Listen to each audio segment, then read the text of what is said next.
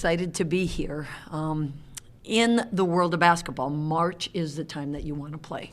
And so we are excited to have this opportunity. I always talk to my team and actually my family about, my favorite holiday. And my favorite holiday is March Madness. And so as a team, we're real excited to have this opportunity. We also are really proud of our young ladies and the steps that they have taken to wear the jersey with pride, with competitive fire, and just really maximize the experience. And so we're real excited to be here. It's going to be fun. You're coming off a huge victory, and I think some of the girls after the game were saying, we can play with anyone now as we go into this tournament. How important is it, especially for you as a coach, to see that mindset like, hey, we can do it? Exactly. Throughout the course of the season, what you're trying to do is build this trust, defensively, offensively, collectively, that, even in the peaks and the valleys of what is happening, how do they come together? How do they zoom out? How do they build that trust that we can figure this out and be solution-based rather than being problem-based? And I think the girls have really kind of figured out, how do we do that? It's natural tendency when you have doubt and uncertainty or adversity to go inward. And how do you fight that natural response? And I think our young ladies and our leaders, our senior leaders, have really done a great job of zooming out and really understanding that this is a place for growth, and they've embraced that. So they're doing a nice job with that aspect. Ruth, what is sort of your message to the team as you head into the conference tournament, knowing that you're in kind of a more unusual circumstance where most teams entering a postseason tournament are going for an NCAA tournament where obviously you have some time before that's happening. So what's your message for the team to keep them motivated in that respect? Basketball is a finite experience no matter how far you go. There's going to be a beginning and an end.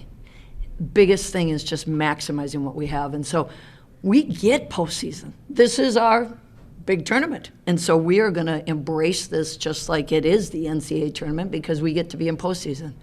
Last year, we finished at Omaha, and the season was done, and it seemed so abrupt because we didn't get an opportunity one last time to be in a tournament atmosphere, to be at the Stanford Premier Center.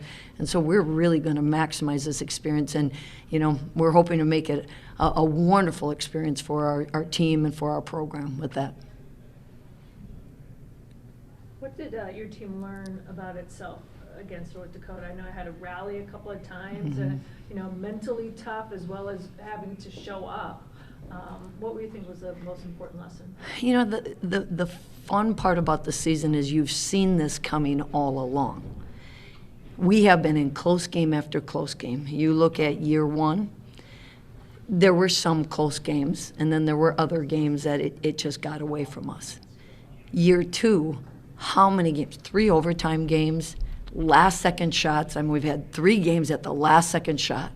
And so obviously the margin for error is tight right now. But I've really been excited about the way that they have embraced these learning opportunities, or, if you want to call failures, we haven't looked at it as failures, but embrace these opportunities and learn from them. And so the North Dakota was just kind of a testimony to how we have to continue to look, because you are completely right. In the middle of that third quarter, there was a little bit of uncertainty, but they came back and they rallied together. And then the fourth quarter, the same thing happened, but they rallied together. And so it's really great knowing that, hey, when things don't go our way, how do we respond? I keep telling the girls our respondability is huge. Okay, yeah, it's not a word, but it is big for basketball right now, is how are we going to respond in these situations, and as we said, go outward. And so I think it was a testimony. It was great for the girls, especially on senior night, just to say, yes, we've got this. We did this, and we took it from all the lessons learned in the previous games.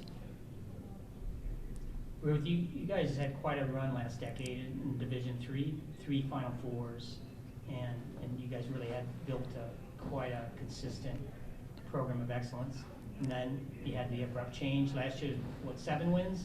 Talk about these last 2 years and the progress you guys have made. You got a pretty young roster this year too, with 11 freshmen and sophomores. Mm-hmm. Yep. It's interesting because you build teams and you try to continue to build programs, and then the Division III era, we built that by creating some separation in our habits and how we trained and how we really just poured into maximizing our potential. Now we go to the Division I level, and same thing, we want to create that separation, but the talent level is harder, and the training is different, and the support staff is different. And so we've just really embraced all those things and trying to really understand what are those next steps so we can create those separations and we can be in a situation where we control better. And so our young ladies have really embraced that, and I've been real proud of them about understanding about this next step if we're going to continue to improve and grow. But as coaches, our number one goal is to be playing our best basketball. And I think there's a testimony to what they're doing right now. 4 of the last 5 games that we've won, it shows that things are coming together, and they've kind of really embraced those habits and that training and all the support staff. And you see that they're playing good basketball right now. So we'll keep on keeping on. What does it say about the players knowing, hey, maybe a dream at some point, for players coming in here, we can go to the dance. Mm-hmm. But our job right now is to help put the program on the D1 map. Mm-hmm. So let's make some noise in this tournament here, show what we can do. What does it say about the women that are playing now, that they can actually buy into that and know that they're doing something for the future? You're exactly right. It shows that they are all about servant leadership. They are pioneers, and we say this because everybody wants to go to the dance, but the reality it is, unless you go far into the dance, it's just a one-game event, and if even that. And so, yes, that's exciting, but the reality of it is, what are you creating that's long-lasting? The difference between success and significance. These young ladies are significant. They're the ones in 5-6 years, when we are doing that we're going to come back to and say, you laid the foundation here. You were the ones that bought into this, agreed to this, and really set the standards, just like I was talking about, how to train, how to attack excellence, how to do those, even if you don't have the payoff, how to continue to keep on striving for more. And so these are the young ladies that we're going to look back to and say, thank you. You're the ones that set this in motion. And everybody, when they especially get to their last year, they want to be significant, and they want to have left their mark. And a lot of people go to programs that, well, you're just going to be another number with that. You won't be able to. They get to do this. They get to have an impact right away and be a part of that. So I think they've really embraced that they get to be program changers. They get that opportunity, because a lot of times you don't. And so they've embraced being these trailblazers and these pioneers, and they're just really proud, to put St. Thomas on the map here. As they say, pioneers take arrows, right? Exactly. The arrow.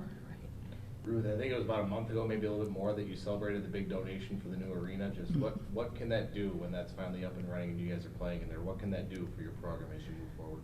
Well, it's just unbelievable. Our administration, Lee and Penny Anderson, and all these people that are investing in our student athletes to give them, a wonderful experience. And so we're just so excited about that.